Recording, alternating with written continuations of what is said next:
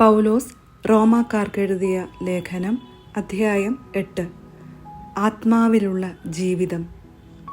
ആകയാൽ ഇപ്പോൾ യേശുക്രിസ്തുവിനോട് ഐക്യപ്പെട്ടിരിക്കുന്നവർക്ക് ശിക്ഷാവിധിയില്ല. എന്തെന്നാൽ യേശുക്രിസ്തുവിലുള്ള ജീവാത്മാവിൻ്റെ നിയമം നിന്നെ പാപത്തിൻ്റെയും മരണത്തിൻ്റെയും നിയമത്തിൽ നിന്ന് സ്വതന്ത്രനാക്കിയിരിക്കുന്നു. ശരീരത്താൽ ബലഹീനമാക്കപ്പെട്ട നിയമത്തിന് അസാധ്യമായത് ദൈവം ചെയ്തു. അവിടുന്ന് തൻ്റെ പുത്രനെ പാപപരിഹാരത്തിനു വേണ്ടി പാപകരമായ ശരീരത്തിൻ്റെ സാദൃശ്യത്തിൽ അയച്ചുകൊണ്ട് പാപത്തിന് ശരീരത്തിൽ ശിക്ഷ വിധിച്ചു. ഇത് ശരീരത്തിൻ്റെ പ്രവണതകൾക്കനുസരിച്ചു ജീവിക്കാതെ ആത്മാവിൻ്റെ പ്രചോദനമനുസരിച്ച് ജീവിക്കുന്ന നമ്മിൽ നിയമത്തിൻ്റെ അനുശാസനം സഫലമാകുന്നതിനു വേണ്ടിയാണ്. എന്തെന്നാൽ ജഡികമായി ജീവിക്കുന്നവർ ജഡിക കാര്യങ്ങളിൽ മനസ്സ് വയ്ക്കുന്നു, ആത്മീയമായി ജീവിക്കുന്നവരാകട്ടെ ആത്മീയ കാര്യങ്ങളിൽ മനസ്സ് വയ്ക്കുന്നു. ജഡിക അഭിലാഷങ്ങൾ മരണത്തിലേക്ക് നയിക്കുന്നു, ആത്മീയ അഭിലാഷങ്ങൾ ജീവനിലേക്കും സമാധാനത്തിലേക്കും. ജഡിക താൽപ്പര്യങ്ങളിൽ മുഴുകിയിരിക്കുന്ന മനസ്സ് ദൈവത്തിൻ്റെ ശത്രുവാണ്.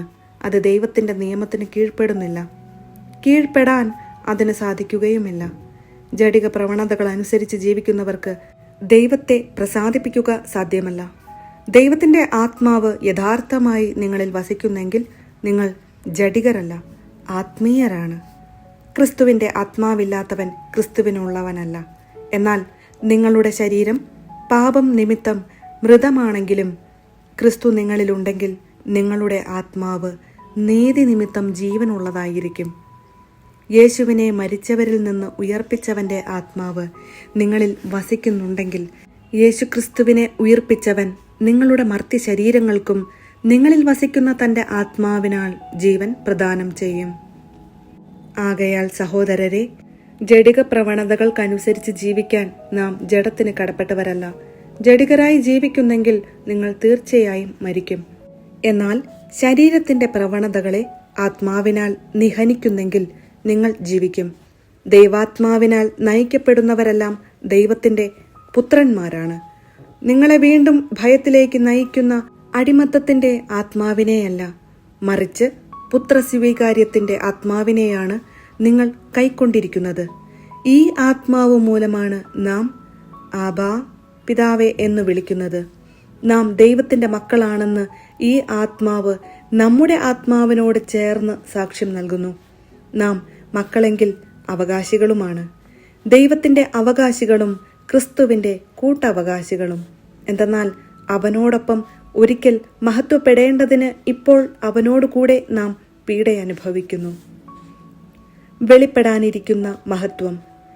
നമുക്ക് വെളിപ്പെടാനിരിക്കുന്ന മഹത്വത്തോട് തുലനം ചെയ്യുമ്പോൾ ഇന്നത്തെ കഷ്ടതകൾ നിസ്സാരമാണെന്ന് ഞാൻ കരുതുന്നു. സൃഷ്ടപ്രപഞ്ചം ദൈവമക്കളുടെ വെളിപ്പെടുത്തലിനെ ആകാംക്ഷയോടെ കാത്തിരിക്കുന്നു. അത് വ്യർത്ഥതയ്ക്ക് അടിമപ്പെട്ടിരിക്കുന്നു. സ്വന്തം ഇഷ്ടത്താലല്ല, പ്രത്യാശ കൊടുത്ത് അതിനെ അധീനമാക്കിയവന്റെ അഭീഷ്ടപ്രകാരം. സൃഷ്ടി ജീർണതയുടെ അടിമത്തത്തിൽ നിന്ന് മോചിതമാകുകയും ദൈവമക്കളുടെ സ്വാതന്ത്ര്യം പ്രാപിക്കുകയും ചെയ്യും. സമസ്ത സൃഷ്ടികളും ഒന്നു ചേർന്ന് ഇതുവരെയും ഈറ്റുനോവ് അനുഭവിക്കുകയും നെടുവീർപ്പിടുകയും ചെയ്യുന്നു എന്ന് നമുക്കറിയാം. സൃഷ്ടി മാത്രമല്ല, ആത്മാവിൻ്റെ ആദ്യ ഫലം ലഭിച്ചിരിക്കുന്ന നാമും നമ്മുടെ ശരീരങ്ങളുടെ വീണ്ടെടുപ്പാകുന്ന പുത്രത്വലബ്ധി പ്രതീക്ഷിച്ചുകൊണ്ട് ആന്തരികമായി വിലപിക്കുന്നു. ഈ പ്രത്യാശയിലാണ് നാം രക്ഷ പ്രാപിക്കുന്നത്. കണ്ടുകഴിഞ്ഞാൽ പിന്നെ പ്രത്യാശയല്ല. താൻ കാണുന്നതിനെ ഒരുവൻ എന്തിന് പ്രത്യാശിക്കണം? എന്നാൽ കാണാത്തതിനെയാണ് നാം പ്രത്യാശിക്കുന്നതെങ്കിൽ അതിനുവേണ്ടി നാം സ്ഥിരതയോടെ കാത്തിരിക്കും. നമ്മുടെ ബലഹീനതയിൽ ആത്മാവ് നമ്മെ സഹായിക്കുന്നു. വേണ്ട വിധം പ്രാർത്ഥിക്കേണ്ടതെങ്ങനെയെന്ന് നമുക്കറിഞ്ഞുകൂടാ. എന്നാൽ അവാച്യമായ നെടുവീർപ്പുകളാൽ ആത്മാവ് തന്നെ നമുക്ക് വേണ്ടി മാധ്യസ്ഥ്യം വഹിക്കുന്നു. ഹൃദയങ്ങൾ പരിശോധിക്കുന്നവൻ ആത്മാവിൻ്റെ ഇംഗിതം ഗ്രഹിക്കുന്നു. എന്തെന്നാൽ ആത്മാവ് ദൈവഹിതമനുസരിച്ചാണ് വിശുദ്ധർക്ക് വേണ്ടി മാധ്യസ്ഥ്യം വഹിക്കുന്നത്. ദൈവത്തെ സ്നേഹിക്കുന്നവർക്ക്, അവിടുത്തെ പദ്ധതി അനുസരിച്ച് വിളിക്കപ്പെട്ടവർക്ക് അവിടുന്ന് സകലവും നന്മയ്ക്കായി പരിണമിപ്പിക്കുന്നുവെന്ന് നമുക്കറിയാമല്ലോ. അവിടുന്ന് മുൻകൂട്ടി അറിഞ്ഞവരെ തൻ്റെ പുത്രന്റെ സാദൃശ്യത്തോട് അനുരൂപരാക്കാൻ മുൻകൂട്ടി നിശ്ചയിക്കുകയും ചെയ്തു. ഇത് തൻ്റെ പുത്രൻ അനേകം സഹോദരരിൽ ആദ്യജാതനാകുന്നതിനു വേണ്ടിയാണ്. താൻ മുൻകൂട്ടി നിശ്ചയിച്ചവരെ അവിടുന്ന് വിളിച്ചു, വിളിച്ചവരെ നീതീകരിച്ചു, നീതീകരിച്ചവരെ മഹത്വപ്പെടുത്തി. ദൈവസ്നേഹ പാരമ്യം. ഇതിനെക്കുറിച്ച് നാം എന്താണ് പറയേണ്ടത്? ദൈവം നമ്മുടെ പക്ഷത്തെങ്കിൽ ആര് നമുക്ക് എതിരു നിൽക്കും? സ്വപുത്രനെ പോലും ഒഴിവാക്കാതെ നമുക്കെല്ലാവർക്കും വേണ്ടി അവനെ ഏൽപ്പിച്ചു തന്നവൻ അവനോടുകൂടെ സമസ്തവും നമുക്ക് ദാനമായി നൽകാതിരിക്കുമോ? ദൈവം തെരഞ്ഞെടുത്തവരുടെ മേൽ ആര് കുറ്റം ആരോപിക്കും? നീതീകരിക്കുന്നവൻ ദൈവമാണ്. ആരാണ് ശിക്ഷാവിധി നടത്തുക? മരിച്ചവനെങ്കിലും ഉദ്ധാനം ചെയ്തവനും ദൈവത്തിന്റെ വലതുഭാഗത്തിരുന്ന് നമുക്ക് വേണ്ടി മാധ്യസ്ഥ്യം വഹിക്കുന്നവനുമായ യേശുക്രിസ്തു തന്നെ.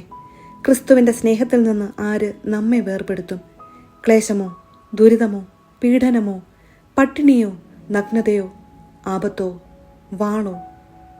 ഇങ്ങനെ എഴുതപ്പെട്ടിരിക്കുന്നു: നിന്നെ പ്രതി ഞങ്ങൾ ദിവസം മുഴുവൻ വധിക്കപ്പെടുന്നു, കൊലയ്ക്കുള്ള ആടുകളെ പോലെ കരുതപ്പെടുകയും ചെയ്യുന്നു.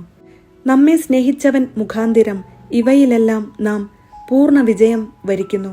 എന്തെന്നാൽ മരണത്തിനോ ജീവനോ ദൂതന്മാർക്കോ അധികാരങ്ങൾക്കോ ഇക്കാലത്തുള്ളവയ്ക്കോ വരാനിരിക്കുന്നവയ്ക്കോ ശക്തികൾക്കോ ഉയരത്തിനോ ആഴത്തിനോ മറ്റേതെങ്കിലും സൃഷ്ടിക്കോ നമ്മുടെ കർത്താവായ യേശു ക്രിസ്തുവിലൂടെയുള്ള ദൈവസ്നേഹത്തിൽ നിന്ന് നമ്മെ വേർപെടുത്താൻ കഴിയുകയില്ലെന്ന് എനിക്ക് ഉറപ്പുണ്ട്.